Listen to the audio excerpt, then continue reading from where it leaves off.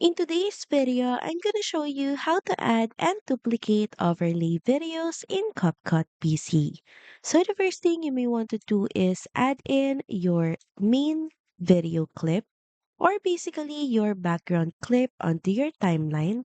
The next is drag as well your overlay clip just above your main clip and make adjustments to the size as necessary so you can reposition the overlay anywhere in your clip.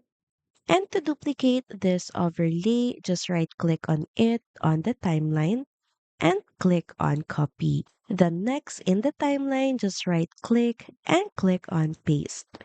And instantly your overlay will be duplicated. Just repeat the same copy and paste process. And to make it faster, you can just press Ctrl plus C on your keyboard to copy the clip and press Ctrl plus V to paste the overlay video or clip.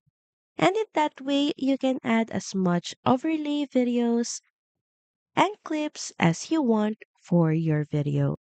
And that's it. So thank you for watching this video and I'll see you again on the next one.